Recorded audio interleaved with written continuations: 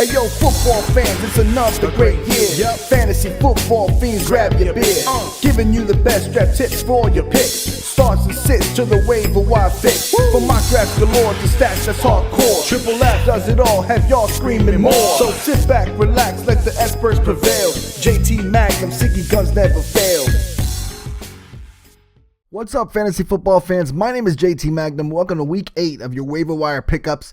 Now, the Monday night game is not played yet. I'm recording this early on a Monday, obviously, and we're going to get into this. But first, let me congratulate the winner of the two winners, actually, of the DraftKings weekly contest. Not many people entered. I'm surprised because it's $0 to play. So, and there's 100 and something people in our league, but yet nobody wants to play. So I was a little confused. But anyways, the winner was JCL9282. He won the early morning bragging rights, which was included the UK game, the London game, and he also won the afternoon only one, which was the afternoon only games. Now there was another one that was made up by Mayan. I'm not sure who won that. So I guess they can say it in the comment section, but I wasn't able to actually get into that one. I didn't get in quick enough because it quickly filled up. There's only 15 people in there, and it filled up so quickly. It was like a $3 game. So that one was created by Mayan, and I think he probably won it again. I don't know. I didn't check it, and I wasn't in it, so I couldn't check it. So, but this week has been this fantasy football season has been weird. It's been like a weird year. It's probably one of the hardest times I've had predicting fantasy football in the, I don't know, just in the years I've been, 4 years now I've been doing this on YouTube. It's probably one of the hardest years I've had predicting, and it's been, and it's not just me. I mean, I've seen Matthew Berry, I've seen the fantasy football, I've seen people struggle, and it's been the year of the number 2 to 3 wide receivers. Injuries are just, it's hard to predict with injuries and how player personnel is being used. Like, you think for instance, Mike Davis, I thought he was going to be, this is my team now, the 49ers, and I thought he was going to be the starter, and he was. Did he play the most? No. DuJuan Harris got the most carries out of that on that day, and he got the most touches. And it's just like, you can't predict these things. You can't like sit there and predict this stuff. There's just one after the other. Things are happening. Jay Ajayi, I mean, 200 yards in a row. You know, one against the Bills, one against the Steelers, and both defenses are pretty good against the run, and you just can't predict these things. I mean, there's some people that said, yeah, start them. Kudos to them for doing that, but there's just things after things after things this year that are just not adding up, and it just doesn't make sense. But is what it is, and I'm going to keep doing the best I can for you guys, so hopefully I can do it. But let's get into the waiver wire pickups. The first one is DuJuan Harris. Now that we know that he is the main, the main guy is going to be touching the ball if Carlos Hyde is out, I would suggest picking him up if you need to either just stack a running back for now, because you never know if Carlos Hyde is going to get banged up. The guy he just seems to always get hurt, and he's a bye week this week, so he's kind of like a stash play, but it's a bye week coming up, and Carlos Hyde is supposed to come back after the bye, but you never know with him. You never know how the extent of his injury. You never know what the 49ers will do with him, if they'll just hold him and then start DuJuan Harris another game. They're just a weird team. So if you got room on your bench and you want to stack a nice running back, there you go.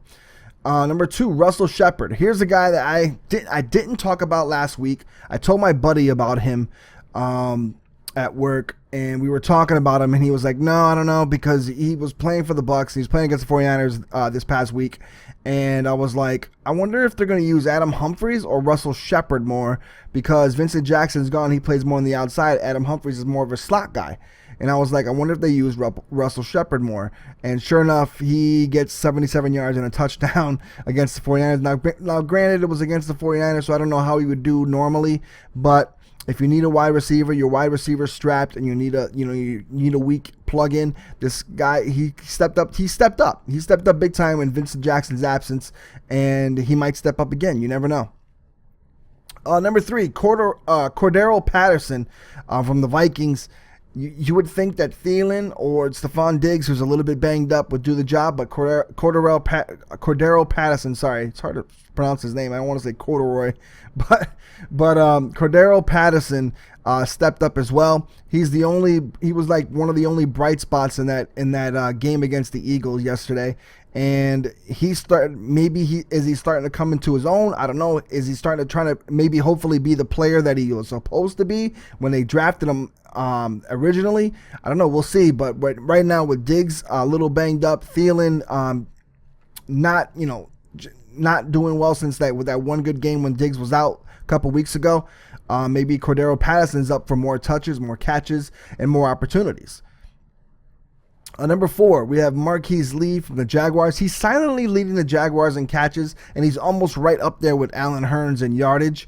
The Jaguars wide receivers have been a little bit disappointing this year with Robinson and Hurns, and I said Hurns would be one of the busts this year, I believe, but I didn't think it was to this extent that maybe they were going to all just not do. I don't know what's going on, if it's Bortles or what's going on with their offensive scheme, but they're just all splitting the ball, it seems like, and they're not consistent.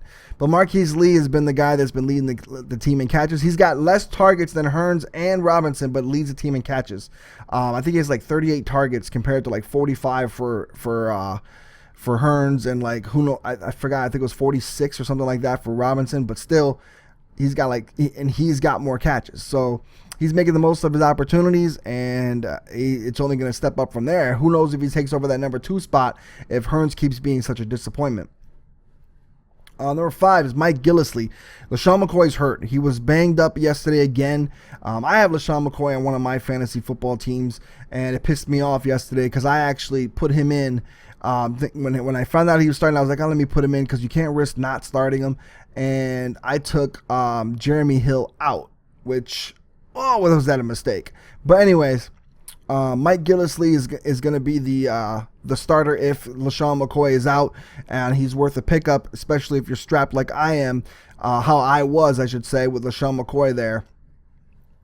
Number 6, Vernon Davis. I can't believe I'm saying this, but Vernon Davis of the Washington Redskins been playing very well in Jordan Reed's absence.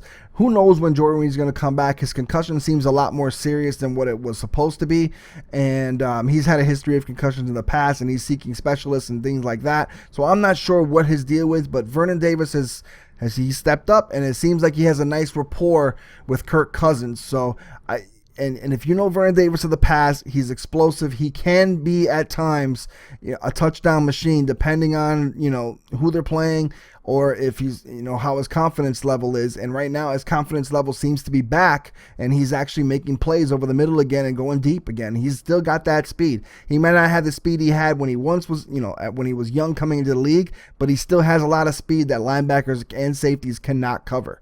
So Vernon Davis is always a threat, and with Jordan Reed out, he might be a nice tight end pickup for you guys. Number 7, KaDeem Carey. Now, everybody's loving Jordan Howard. Jordan Howard's been the man for the last few weeks in Chicago, but with KaDeem Carey back and with the way Mike Fox loves to never play rookies, it just seems like he immediately benched Howard for Carey, and Carey got more touches in that last game against the Packers.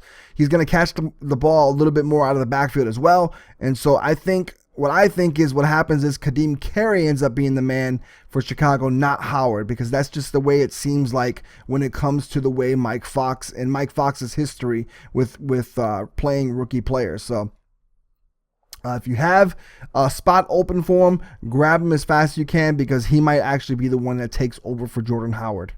All right, so that does it for the waiver wire pickups. If I left anybody out, I apologize, but these are the 7 guys I chose for this week. Just put them in the comment section. Feel free to help me in the comment section and give me some ideas too for waiver wires. I did these kind of quick just by going off of yesterday's games and or this week's past games, not the only night, obviously, because that's still yet to play. But let me know what you guys think, and let me know your thoughts in the comment section. All right, and like I said, best of luck this week picking up your waiver wires, and the Stardom Situm show will be out tomorrow. Not sure if Siggy's going to be on. It might be Siggy and I, or it might be just me. You never know. All right, so peace out, guys. Later.